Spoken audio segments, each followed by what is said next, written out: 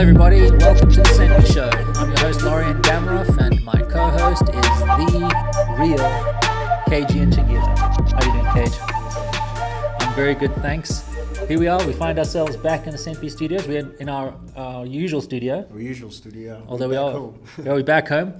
Yeah. Maintenance was what was done, and we're waiting for your pretty sign that you're going to be putting up here soon. Yeah. So the audience won't just have a boring old grey wall to look at. Or just keep guessing what they're watching, you know? Yeah, exactly, yeah.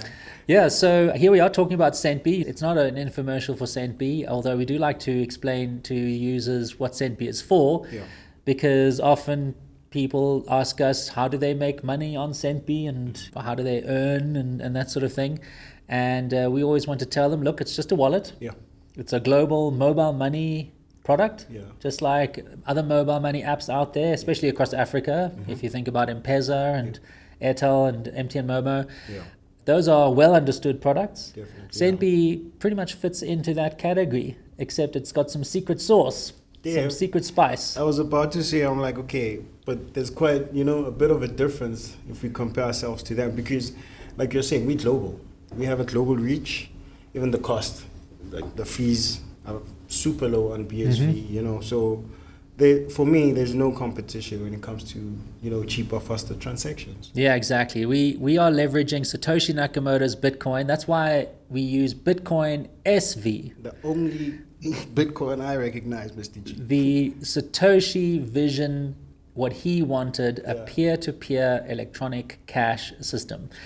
And so our aim really is to disrupt mobile money. We are mobile money on fire. Right? Yeah. And the reason why we think we've got a great chance to disrupt mobile money is because we use global digital cash. Yeah.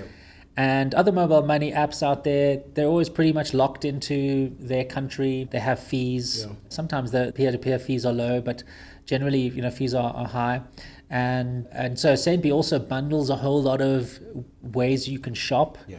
We've got this massive global catalog of products and retailers. And also we've got other features where you can send money to your bank account. Yeah. We support a whole lot of countries around the world. Mostly across Africa. Yeah. We are looking to expand. Yes. We have had in the past Brazil payments to bank account, to PIX payments.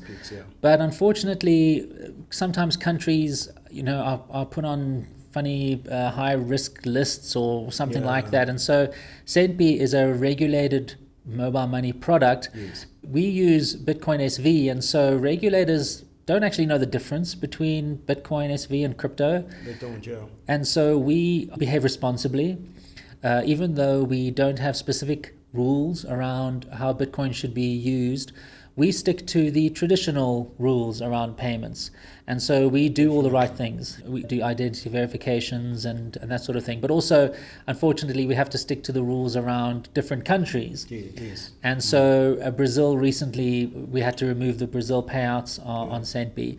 But, this is just a phase we're in right now, this crypto phase, where governments are, of course, worried about crypto. They should be, Mr. G. I mean, sorry to cut you there, but if you check it, with what's happening in the news, that's what causes a lot of confusion for people, It's all about speculation, invest in this coin.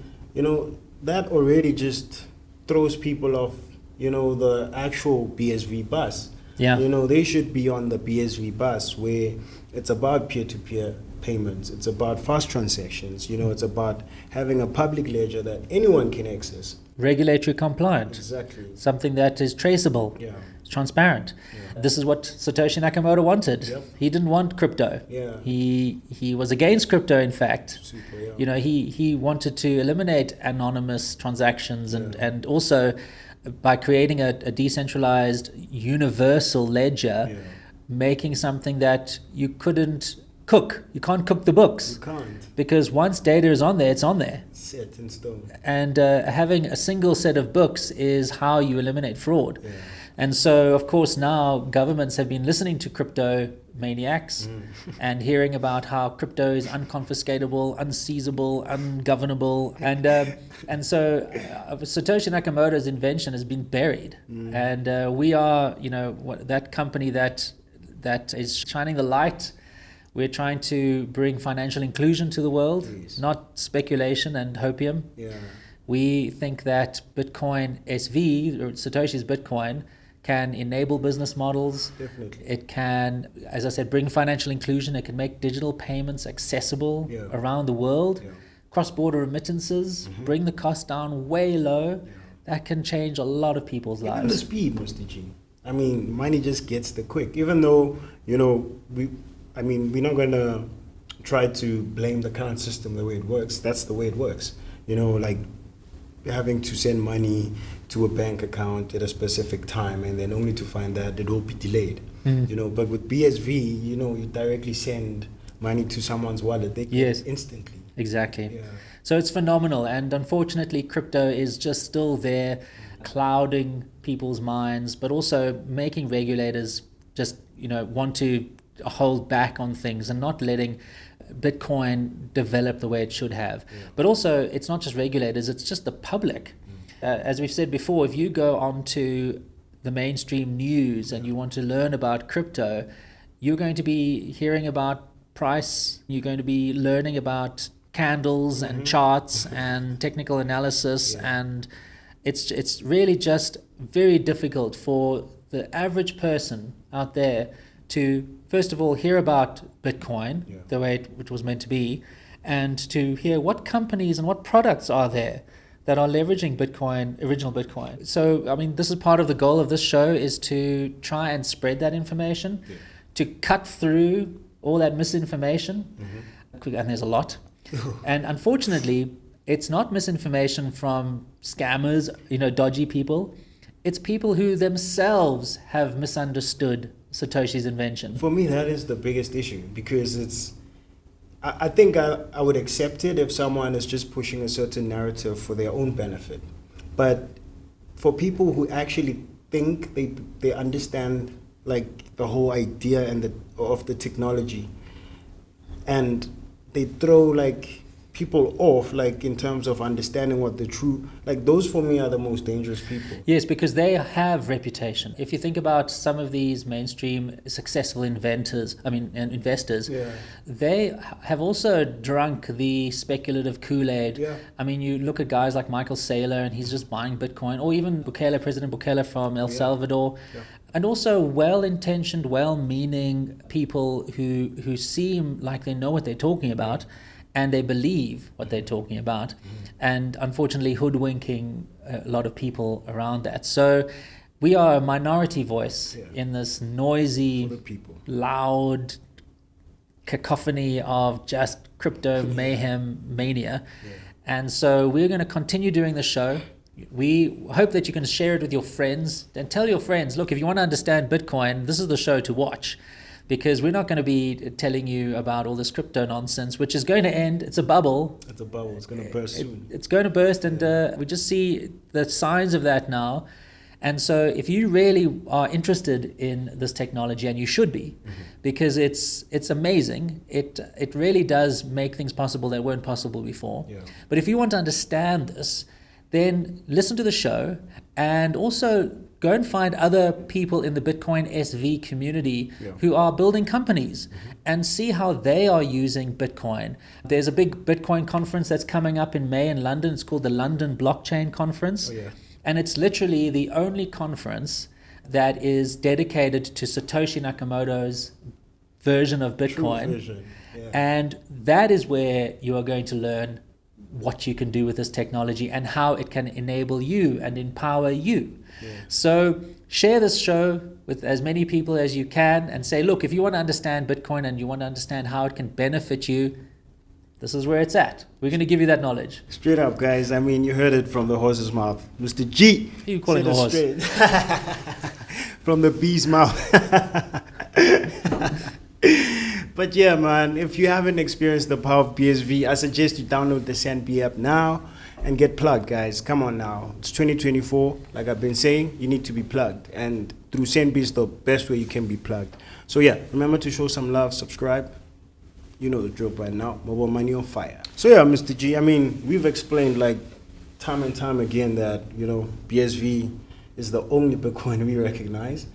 But people don't understand or know that there is also other versions of Bitcoin. Yes, and that's why you say it's the only version we recognize, because there are other versions. That is true. That's probably the most confusing thing about Bitcoin. I mean, everybody knows there's crypto, and there are millions of cryptocurrencies, and this is the nature of crypto, is that it's supposed to be decentralized and anybody can create a crypto and compete, and I mean that's just how it is. But not many people know that there are many versions of Bitcoin. In fact, three main versions.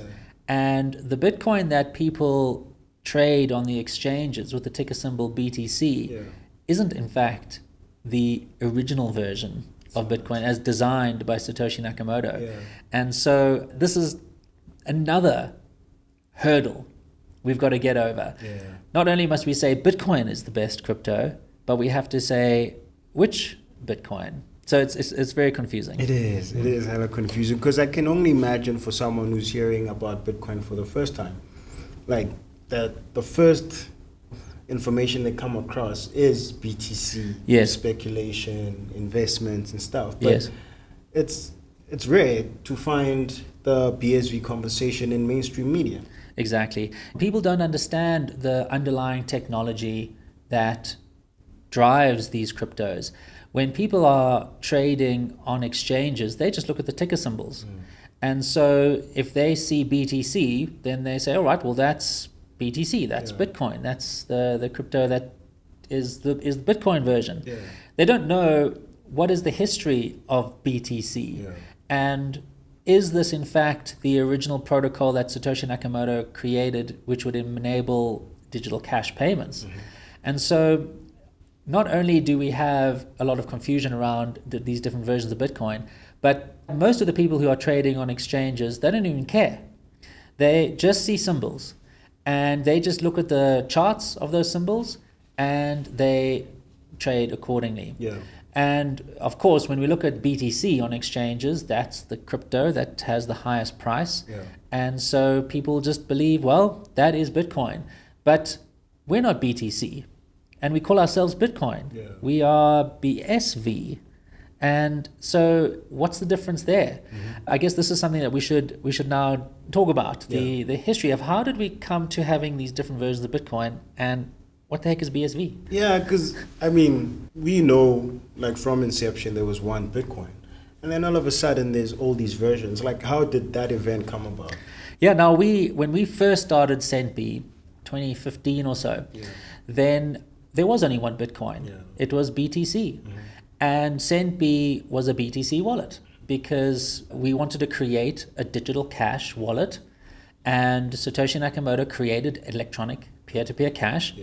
And so we were very determined to stick with the Bitcoin that Satoshi created. The problem was that suddenly the fees started going up because Bitcoin became more popular.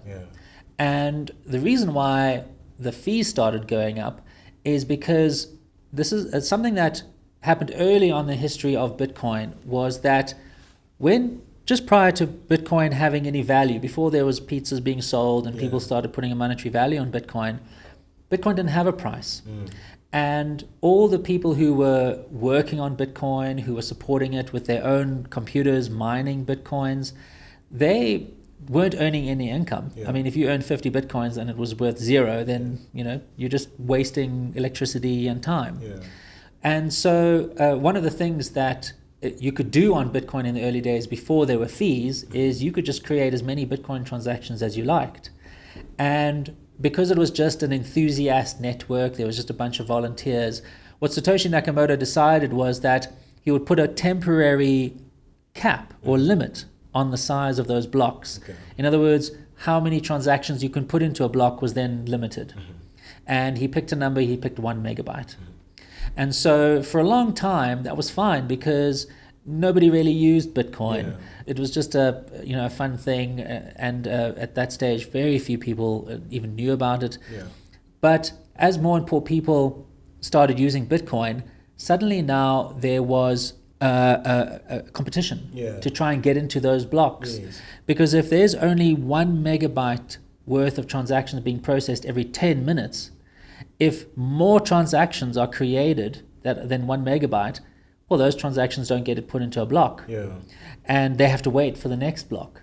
Jeez. And what miners would do is, because there was a limited size for the blocks, the way they would select transactions to go into the block is they would just pick the ones with the highest fees. And that meant that the fees just started going higher because people wanted their transaction to be processed in that block so that it could be confirmed or settled, if you like. And so if somebody wanted to make a payment and they didn't want to wait for 3 or 4 or 5 blocks later, they would just raise the fees. And suddenly now we had this very competitive fee market where the fees got higher and got higher, and it was really impossible to have very low fee transactions. Now, we are a wallet. And when it comes to cash, you don't want to have to pay a high fee to make a cash payment. I mean, that was the whole point of Bitcoin, is that it could make digital cash payments cheap, very low cost, because that's what cash works. And of course, you should be able to trust those transactions. They should be kind of settled in the next block as soon as possible to show finality. And so Centbee, as a wallet, we were now faced with higher and higher fees. Our users were now having to pay $1, $2, $3, $4, $10 sometimes to make a transaction. And so our entire business model was built on the idea that we were creating a mobile wallet that had extremely low fees, and users would prefer to use Centbee because the fees were lower than traditional mobile money apps in those days, and also it was global. Now we're stuck with this problem, and this really then created a lot of tension in the Bitcoin community. How do we solve this problem? So Ms. G, I mean, how did Centbee actually solve the high fees issue? Well, we were stuck. I mean, we thought, well, we're going to have to switch to another crypto like Litecoin. Litecoin was another version of Bitcoin, not a version of Bitcoin. It used the same Bitcoin software and the protocol, and it became an offshoot, a brand new cryptocurrency with a brand new ledger. And because it wasn't being used as much as BTC, the fees were a lot lower. Also, they made a few other changes where blocks were created quicker. But we were very determined to create a mobile money wallet with low-cost digital cash. And so we were trying to figure out, should we then migrate to Litecoin? And interestingly, this is exactly why Ethereum got started, because Vitalik Buterin, the co-founder of Ethereum, he also could see that the fees were going higher and higher on Bitcoin. And also the limitation of the 1 megabyte block size meant that he couldn't have a system that could have these smart contracts that, at low cost. And so that's why Ethereum was created, because of this fee issue. So fees really started becoming a major issue on Bitcoin, where people who were excited about Satoshi's vision for low-cost digital cash realized that this small block was holding everybody back. It was, And there were a lot of debates between what were called the small blockers and the big blockers. The people who wanted to raise the size of the blocks wanted to do this because they could see that and understood that Satoshi Nakamoto intended Bitcoin to become something that was operated by large commercial entities. In other words, miners that invested a large amount of money into an infrastructure with data centers and servers that could then process those transactions and could earn income from those fees on those transactions. But a part of the Bitcoin community said, no, we want to keep the system small. Why? Because this whole kind of anarchist mindset crept into Bitcoin in the early days, where people weren't just looking at Bitcoin as a digital cash system. And when it comes to payments, of course, there's all sorts of rules around payments. That's why Bitcoin was created to be a transparent ledger and a pseudonymous ledger where you could link identities to transactions. And so part of the Bitcoin community had this idea that, no, they wanted Bitcoin to be something that was unregulated, and they used the word decentralized to mean that it was unstoppable and government couldn't put their meddling fingers into it. There we go about narrative hijacking again. Yeah. Yes, that is exactly the narrative that became very dominant in Bitcoin in the early days. Of course, Satoshi Nakamoto never intended it to be something that was like that, like WikiLeaks. WikiLeaks started accepting Bitcoin, and that became quite big news. Yeah. And Satoshi Nakamoto said in a forum post that he didn't really want the attention because Bitcoin was still growing, and he wanted it to be seen as a tool that was compliant with payments. And if regulators said you can't do this, well, Bitcoin must be able to comply with that. And so WikiLeaks became an issue because, of course, the American government didn't want WikiLeaks to receive any more payments. And so people started donating Bitcoin to WikiLeaks. And that's that narrative again that started growing, which was, oh, well, Bitcoin is meant for decentralized payments that cannot be stopped and cannot be controlled. And if we want to send money to WikiLeaks, we should be allowed to. If we want to buy drugs or guns on the dark web, well, because that is what started happening, is people started... Silk Road. Yes, Silk Road very famously started accepting Bitcoin, and that is what made them kind of untraceable for a while until they got found out and busted. And so Satoshi Nakamoto, I'm pretty sure in despair, could see how his invention was not being used in the way he intended it, in an honest, regulatory compliant way that could be financially inclusive.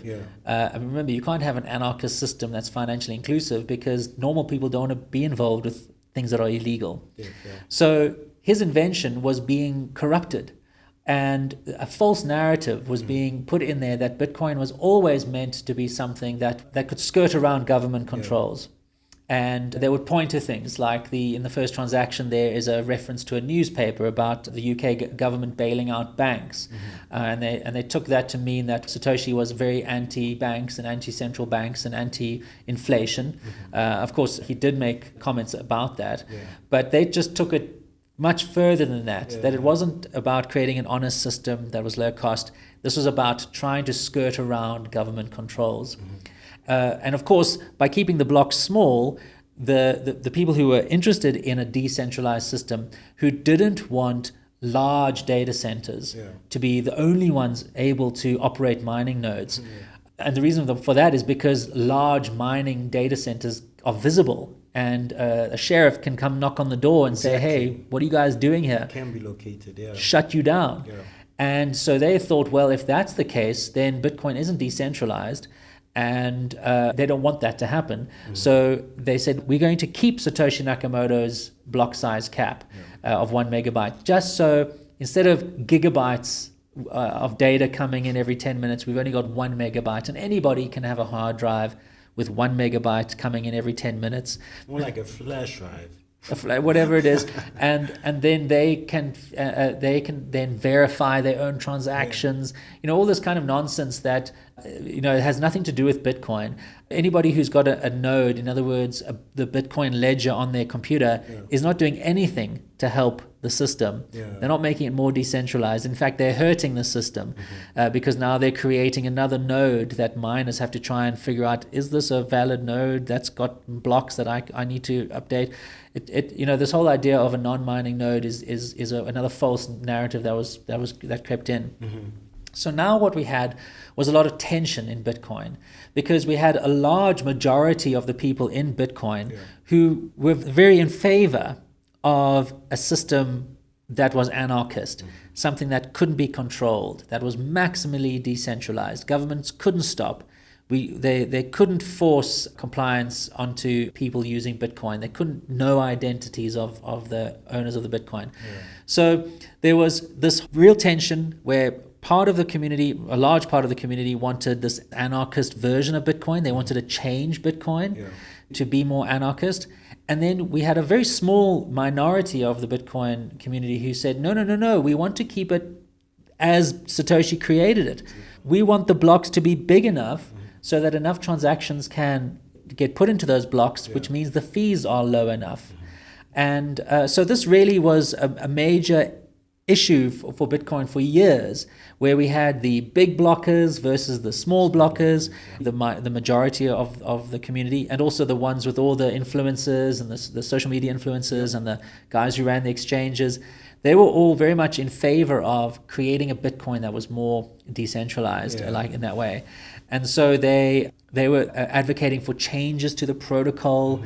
And we all know that if you want to have a foundation to build on, like the internet as a foundation to build the internet economy as we know it, you can't have a changing protocol. It needs to be stable and solid. So here we have this tension, and it got to such a point where eventually the smaller part of the community, the ones that wanted to maintain the original idea of Bitcoin and wanted to revert it back to the way Satoshi intended it, and one of the important changes that the BTC community made was that they would remove the signatures off the transactions in something called segregated witness. The reason why they did that is because they didn't want to increase the block size.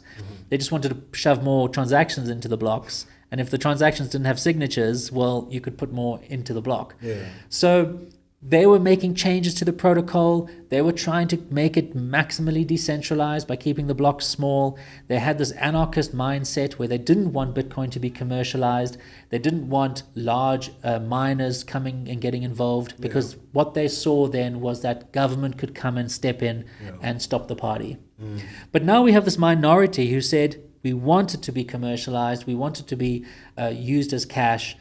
We want it to be low cost, because that's really the only value that we see in Bitcoin. Definitely, yeah. Peer-to-peer electronic cash. It's stated in the white paper. So eventually that culminated in a split in the community. And we ended up with another version of Bitcoin. And the name of that was Bitcoin Cash, to highlight the whole cash nature of Bitcoin. BCH. BCH. And it had a new ticker symbol, BCH. Now, of course, we spoke about people trading on exchanges. They don't know about any of this. One day they saw BTC, and the next day they saw BTC and BCH, and they kind of heard that BCH was a fork or an alternative version of Bitcoin. And so, of course, BCH became this altcoin with a much lower value, and BTC, even though had made these very critical alterations to the protocol, talked about removing the signatures, but they had another one called replace by fee, and that was there to make it possible where if you created a transaction and the miner didn't pick it up because the fee was too low, you could rebroadcast that transaction with a higher fee, of course driving the fees up as well. So we ended up then with 2 Bitcoins, and Centbee had to now make a decision about which one do we support. I remember those days, Mr. G, when we actually had to, it was quite a very difficult time, because we had to make a decision in terms of, okay, where are we standing here? And obviously, to our point, like, we've always been consistent where we are standing. Like, we've always abided by, Satoshi's vision, the original BSV protocol. So I remember original Bitcoin protocol. Yeah. Satoshi's vision. Exactly. Yes.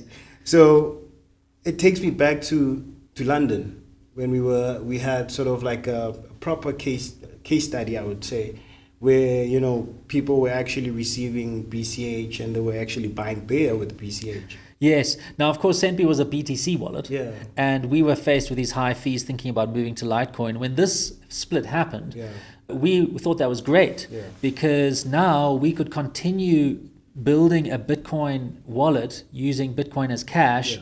And if the BTC crowd wanted to look at it as digital gold with high fees and they wanted to make changes and all that, fine. That's on their side. But we had to make that decision. And so we had to make that announcement to our users to say, now that the 2 versions of Bitcoin exist, we are going to stay on the original version of Bitcoin with the larger block sizes. And by the way, the block sizes only really increased to about 8 megabytes, I think it was, when that on Bitcoin Cash, BCH. We thought, great, this is an opportunity for us to now have cash payments that were low cost, because of course the fees were a lot lower now on Bitcoin Cash. But we had to then go and make that change. And a lot of our users weren't that happy with us that we had now we're only supporting Bitcoin Cash. Of course, we allowed them all to get their BTC off Centbee wallet. We understood, and we still do to this day, that if we don't have a stable protocol, And if we don't have low-cost digital cash, we've got nothing. Yeah. Centbee is useless. And to be honest, Bitcoin is useless. And so you mentioned that promotion that happened at BrewDog in London. Now, because we had Bitcoin Cash on our wallet and we could use it like cash, we went and did that fun promotion at BrewDog in Canary Wharf. It was cool. And what was so great about that was that they were opening up the new pub there. Yeah. And so we, when people were coming through, we had this promotion at Centbee. People were downloading Centbee Wallet.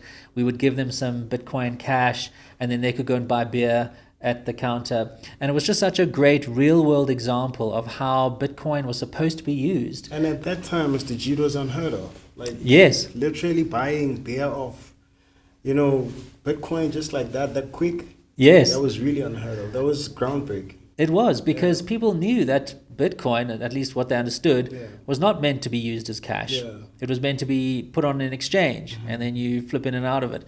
And so, for a lot of customers who came through the door that day, they suddenly saw how Bitcoin was meant to be used, and it was just such a great demonstration. And for us, vindicated this idea that this is a real technology innovation that can change payments, the face of payments across the world, and bring so many benefits to people, specifically people who are stuck paying high costs whenever they have to do money transfers. So it was really cool, and we'll certainly put some of that footage up there. But of course, the good times didn't last, and things changed after that too. So yeah, man. I mean, that was pretty awesome. I mean, those were awesome times, Mr. G. Like I was saying, it was unheard of at that time, and then we actually we have proof of Bitcoin being used as digital cash. But I mean, we're not on BCH now. There's another version of Bitcoin, which I constantly say that's the only one we recognize as Centbee. So what happened there? Yeah, so the good times weren't to last. Just like there was tension in the BTC and Bitcoin community.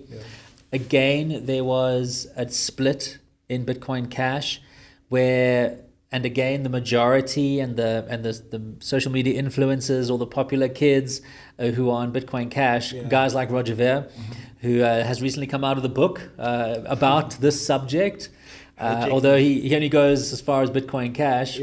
So again, there was a tension where guys like Roger Ver, who, it's not that they wanted to have low-cost digital cash that was regulatory compliant, because there were still people in Bitcoin Cash that had that anarchist mindset, where they weren't happy that Bitcoin Cash at that time was still regulatory compliant. And also they didn't care much about the commercialization of Bitcoin. They are just looking at it as money that can be spent anywhere on anything you like.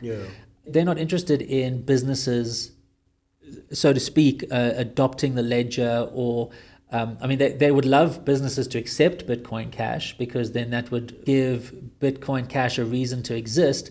But they don't believe in that whole idea of a fixed protocol. They don't understand that if people are going to be adopting Bitcoin Cash, the protocol needs to be set in stone. And that's actually a quote from Satoshi Nakamoto. You can go back and look at his writings, and we can put the quote up. But he said that from version 0.1, the protocol is set in stone. And by saying that, he demonstrated that he understood, if this is going to be a protocol that people build on, it needs to be set in stone. And so what happened with Bitcoin Cash is there was now a majority of the people in Bitcoin Cash who said, we want to make alterations to the protocol. Again, for whatever reasons they had. And they weren't major changes, but what they did was they signaled to everybody to say, when we decide to, if we think it's necessary, we're going to create a change. We're going to change the protocol. That's a red flag right there. A huge red flag. And so now again, there was tension in the Bitcoin Cash community.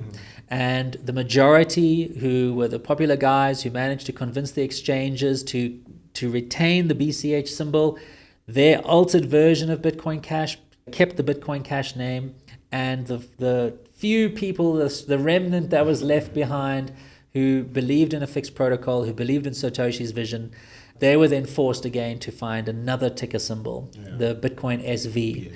And of course, the SV, the Satoshi vision, means that the people in the Bitcoin Satoshi vision community are signaling and saying, we believe in a fixed protocol. We want it to be low-cost digital cash. We want it to be massively scalable.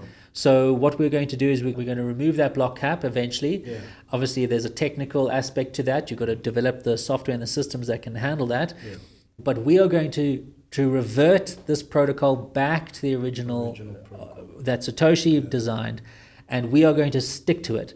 And the reason why we want to stick to it is because we want to give businesses the confidence to be able to invest building businesses and applications on top of this protocol in the same way people have invested money on building businesses and applications on top of the internet protocol, because the internet protocol is stable and fixed, hasn't changed for years and years, decades.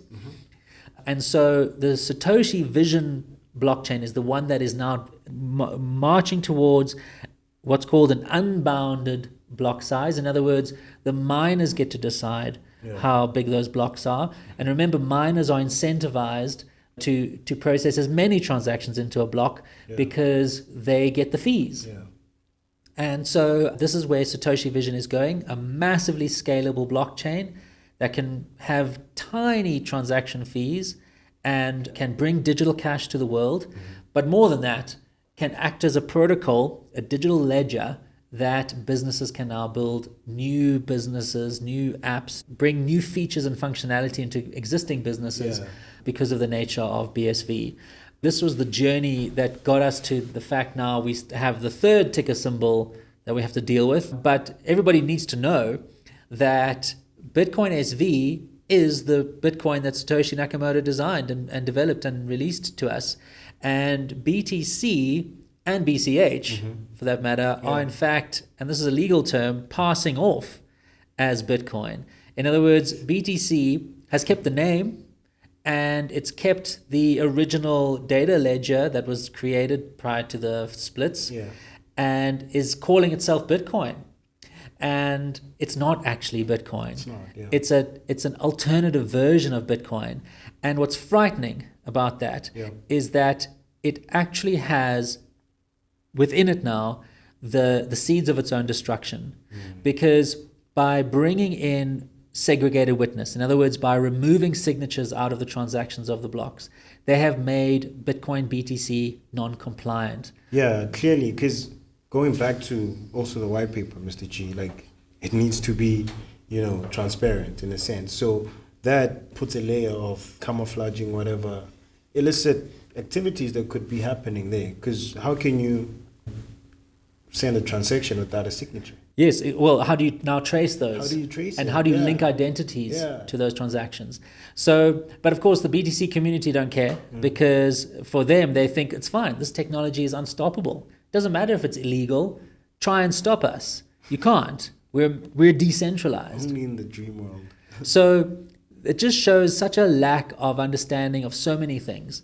The one thing is, how do you create a system that can be adopted by the world, that can be used as a foundation to build new business models and things? And also, what does it take to have a regulatory compliant system so that the man doesn't come and shut you down? And they believe that their technology, BTC, with no signatures and with millions of nodes that aren't mining, they think they've got it. And that's why they are adamant to keep that block size tiny. And so that means the fees are going to be enormous. And the only way to use Bitcoin in their mind is by using other technology on top of Bitcoin.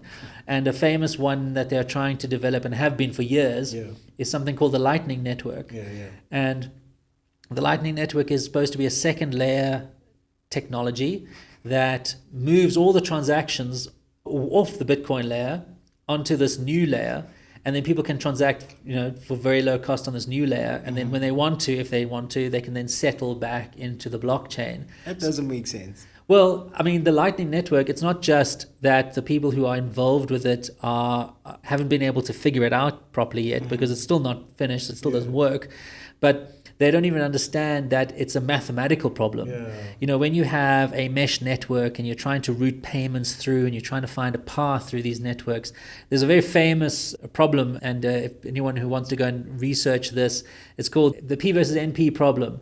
And it basically is a very famous problem in mathematics where it's basically impossible to figure out paths through this network so that it's always efficient and that it always works, especially if the network is changing. Or an NP hard problem, NP hard, look that up. And so BTC, they want to keep their small blocks, they want to keep their decentralized system, but they understand that no one's going to ever use this if it's going to cost you 10, 15, 20, 50 bucks to like be able to make a transaction. So they're pinning all their hopes on Lightning Network, even so much so that President Bukele from El Salvador, he's trying to advocate for Lightning Network, even though it doesn't work, because he knows if he's making Bitcoin legal tender, how are people going to use it if it costs so much money to transact? It's quite funny because that means, even though people are pushing BTC, but they're quite aware of, the unusable factor. The deficiencies. You get what I'm saying? Like, why would we all of a sudden think of trying to, come up with a way to try to mitigate this issue? I mean, it doesn't make sense. With BSV, it's direct. The ledger is one. It works. Right now, you can literally access it, and that's, like I will always say, that's the only Bitcoin we recognize as Centbee. Yes, and as you say, it's demonstrating that. I mean, if you go and look at the Bitcoin SV network, you're going to see gigabyte blocks and millions of transactions going through that network at extremely low cost. Just get Centbee, send somebody money and see how low the transaction fee is. And it follows all the rules around payments. And it's a fixed protocol, a stable protocol that Centbee is investing money to build our products on top of, and we know it's not going to change, and we're not going to have to make changes to our software because it's a fixed protocol. So this is the world we live in right now. We live in a world where Bitcoin is not Bitcoin. If you hold BTC and you think you've got Bitcoin, you've got a hot potato in your pocket. And the problem is that eventually, it's not going to be a gradual thing where people look at BTC and say, oh, well, this doesn't work so well as a payment system. I'm going to start exiting this and moving into other Bitcoins. It's going to be a lot faster than that. When people realize that BTC is just a crypto token with no use case, no utility. I can't wait for that day. But also, worse than no utility, it actually has features in it that makes it a target for law enforcement. And it could be the case that, if you look at these securities regulators, they could say something like, okay, that's it. Bitcoin is an illegal security because of these reasons. And there are reasons. That's it. We're going to stop exchanges from supporting it. What's going to happen? People are going to suddenly be trying to get out of BTC and it's going to be a mess. It's going to be a mess. It's going to be crazy. Because I can imagine there's probably people who have their life savings there. Oh, yeah, that's for sure. I mean, we all know that. Everybody's, look at the price of BTC now. Where's that coming from? It's people banking on it or betting the farm on it. And it's a real shame. The intentions behind Bitcoin and a lot of the people who are pushing Bitcoin, they are good. And they all want what Satoshi created. But they have been misdirected and misguided by prominent social media people. When you look at these people with 50,000 followers, 100,000 followers, 1 million followers on crypto socials, you think, wow, this guy's got 100,000 followers. He must know what he's talking about. But he's leading you down the path to destruction. So, use your common sense. We've got this thing that people think is worth $70,000 BTC. Like, what value does it have? I mean, really ask yourself that question. Is it used for transactions? No. Is it a protocol that you can build a business on? No. Does it have all the features that make regulators okay with it? No. So what are you doing? You're gambling on a dream. You are lying to yourself. Just wake up, people. Definitely should be waking up, Mr. G, because it's also insulting, like, for them to want to equate it to gold. Gold has true value, and with BTC, like just because they call it gold doesn't really mean it's gold. Exactly, yes. You know, just because you call it gold, don't make it so. Nah, just because it glitters doesn't mean, you know. Doesn't even glitter. It doesn't. So people actually need to wake up to the fact that BSV is the future, you know. So guys, remember to download the Centbee app on the stores. Also remember to subscribe, share the show with your friends, with your family. Just plug them on, which is the real BSV, guys. Come on now. Remember to subscribe, show some love again. Yeah, mobile money on fire. Sure, Ms. G. I mean, earlier on you mentioned Roger Ver's book. Yes. What's the name of it? Hijacking Bitcoin, the hidden history of Bitcoin. Oh, that's the one. Okay. So Roger Ver is an interesting character because in the early days, really early days, before there was crypto, there was just Bitcoin. Roger Ver was a major advocate for Bitcoin. Yeah. And he was even called Bitcoin Jesus. You know, that was his nickname because he was just such an evangelist. He would go around giving people Bitcoin. And I also remember we once had a review from him, like he was checking out our product out. Yes. And he was like, Centbee's quite a cool wallet. Yes, exactly, because we were trying to use Bitcoin as cash. And now Roger Ver was one of the people who, when BTC split away from Bitcoin Cash, he was very much on the Bitcoin Cash side of things because, you know, that was what he liked about Bitcoin, was that it was low-cost digital cash. And so he became a strong advocate for Bitcoin Cash, and we were very supportive of him. And, you know, I even met him and got to, you know, spend some time with him at conferences and things because Centbee was pushing the Bitcoin Cash dream as well. But unfortunately, you know, he's a very outspoken anarchist. He's very anti-government and all these things, these rules.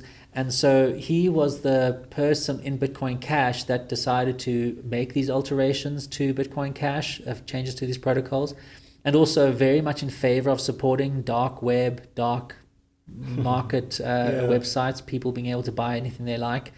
And so even though he's a very strong advocate of Bitcoin Cash, he's not an advocate for regulatory compliant digital cash. His book, he's certainly going to be telling the story of how BTC hijacked Bitcoin. Bitcoin BTC is a hijacked version of Bitcoin, but that's where he ends. He doesn't go the next step because he's not in favor of BSV being a regulatory compliant blockchain. And so that book is probably going to tell you half the story that we've spoken about today, the journey from BTC to BCH. But of course, the story continues because BCH hijacked Bitcoin too. So I'm pretty sure in that book you're going to get half the story, but we've told you the rest, where it ends. You know, we hope. I don't think there's going to be any more forks of BSV. You know, the people in the Bitcoin SV community are adamant that the one thing is not going to happen is that the protocol will change. And so that's pretty much where the story ends. If you want to know which protocol is the protocol Satoshi Nakamoto created, well, that's the BSV protocol. And the cool thing about it is that it is regulatory compliant and it is scalable and it is stable. It's legal. So this is the beauty of Satoshi's Bitcoin. I think you'd have to be a very much corrupt individual to overlook all of that. I don't know about corrupt, maybe not corrupt in a way like that you're saying, but certainly misguided, naive, idealistic, you know, thinking that you can solve the world's problems with technology. You can create technology that can stick a finger in the man's face and there's nothing he can do about it. I think we all wish we could have a world like that where we didn't have people telling us what to do, how we should behave and how we should conduct ourselves. But I mean, that's an idealistic view. You know, we live in society and there unfortunately are things we have to follow, rules we have to follow. And even if you don't agree with how the monetary system is managed, I certainly have issues with how central banks create currency out of nothing and create inflation. But I know, and I know that there's nothing I can do to force them to stop. Or, you know, all we can do is spread ideas. And I guess a famous economist, Friedrich Hayek, he has a famous quote, which I will probably not say exactly right, but he says that if you want to take money out of the hands of the government, you have to do it quietly and slowly and so they don't notice until it's too late to stop. And really what he was saying is that don't fight the rules. Don't try and break the rules, because you'll get broken yourself. Yeah, Phil. Follow the rules. Introduce a technology like Bitcoin that is compliant, and that when regulators and law enforcement look at it, they say, okay, there's nothing wrong here. You're doing all the things we want. You're verifying the identities. You're linking those identities to transactions. You are putting the controls in place to make sure people don't launder money.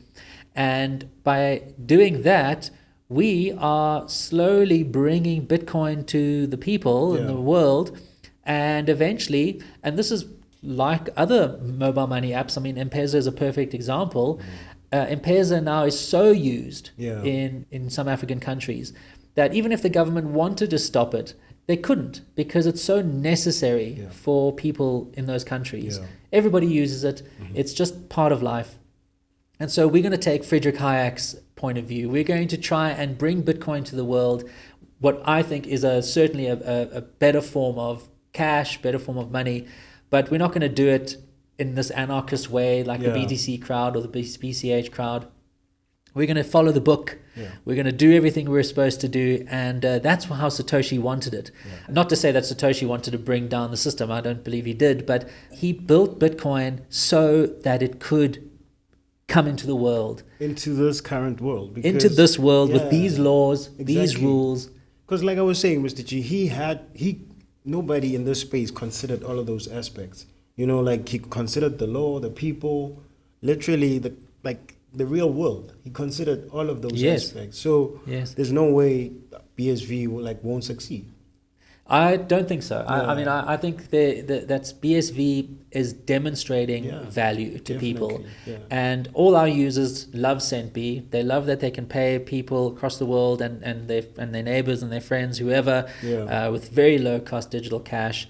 And we're making Bitcoin real for them. And they are loving Bitcoin. They're not loving BTC, and they're not loving BCH. They're not loving any crypto, because none of those cryptos are doing anything useful for them. They're not making their lives better. But Centbee through BSV is making their lives better, and we are the poster child, I'm going to say, for how Satoshi Nakamoto intended Bitcoin to be used. I mean, Mr. G, through Centbee, you can be sending a chat. You can be paying someone right now. You know, so for me, there's enough, proof to say BSV is the only Bitcoin there ever is to succeed out there. The only worthwhile one. The only one that if you take seriously and you learn about, it can really empower you. And that's what you want. You want to be empowered. You don't want to be disempowered and fleeced. that's what crypto is going to do for you. Don't get fleeced. Don't. Build up power. Guys, you heard it from the OG himself, man. Just download the Centbee app, get to experience the power of BSV. And remember, Centbee only supports BSV. That's the only Bitcoin that we recognize. So yeah, remember to share, subscribe, mobile money on fire. You know the drill by now. All right, cool. Thanks for that, Mr. G. I mean, that was insightful. Diving deep into the history of this whole confusion of which one is the real Bitcoin. But like we said, BSV is the only one that we recognize. So yeah, guys, remember to download the Centbee app. Yeah, we're going to be stepping into this week's user questions and feedback on our socials. Our first one comes from A Hammer. They are saying Centbee works great and can actually be used to buy products. There we go. That's what Bitcoin is for, right? Spending. Straight up. And I keep saying that this is not our handwriting. People are actually recognizing the fact that Centbee works and they can buy stuff. So you heard it from the horse's mouth, guys, or the bee's mouth. Yeah, our second one comes from Keto Luto Coast. No, I'm just going to say Keto. Our second one comes from Keto, and they're saying Lightning Network is the most centralized game in town, 100%. You see, that's a funny comment, because when people look at Lightning, they say, no, it's a decentralized system because everybody acts as a node. But actually, at the end of the day, there's very few nodes, but also they have to now put up things called watchtowers, and they have to have all this stuff going on in the background that ends up being very centralized. And so Lightning really, at this stage, is a bit of an industry joke. Not that we're saying that because we're anti the whole thing, but really it's taken years and they've got nowhere. And also, by the way, Lightning is illegal Yeah. because it makes transactions anonymous. You see, if I pay you on Lightning, there's no record of that. And that's immediately a red flag for a regulator. So if you say that you're building a Lightning product, when it comes time for you to be audited, or if a regulator wants to look it up and say, right, tell us how you're tracing payments, you can't. So Lightning, not only does it not work because of its technical issues and mathematical improbabilities, it's also illegal because it removes the whole traceable nature of Bitcoin. And that makes it immediately non-compliant with rules around payments. Definitely. I mean, it makes sense for it not to be legal. We need transactions that can be traced to, the user. So yeah, thanks for that, Kito.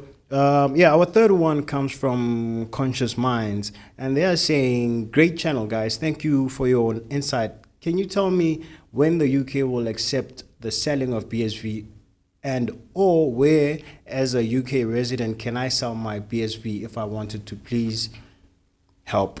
Yeah, so thanks for the comment. So the UK is a jurisdiction that is coming down hard on crypto. They have a lot of tight controls around crypto. And in fact, we've been told that we can't actually provide services, on-ramping and off-ramping in the UK. But I think there are companies that have managed to figure that out. I think there's a company called Zumo, which does have UK pound to BSV trading pairs, so check out Zumo. But Centbee, we're working on it. At the moment, we've had to disable our UK payout leg because of this issue and the service providers we work with. But we're certainly working to re-enable that, and we hope to have that enabled soon. Oh, cool. Thanks for that, Conscious Minds. Yeah, Mr. G, I think we've come to the end of our show. Okay, well, thanks, Kage. Thanks for the topic and the questions and all that sort of thing. And thanks to our viewers who are growing day by day. We are very glad to see that people are subscribing and commenting, making great comments there. So thanks very much for that. And if there's anything that you want to know, please just comment under the videos. If you've got questions, we want to answer all your questions and make sure that you've got the right information you need to be able to navigate these murky waters of crypto. Stay true to Satoshi's vision. So please share this with your friends, comment, like, and subscribe. If you do have any problems with Centbee Wallet, just send us an email at support@centbee.com, and we'll have somebody there who can answer your questions and help you through your problems. Also, we've got some great help inside Centbee Wallet, so just tap on the main menu and tap the help button, and you're going to see a little chat there, and you'll be able to chat and ask your questions and find out other information if you have any other questions. But apart from that, thank you very much for joining us here on the Centbee Show. Please come back soon.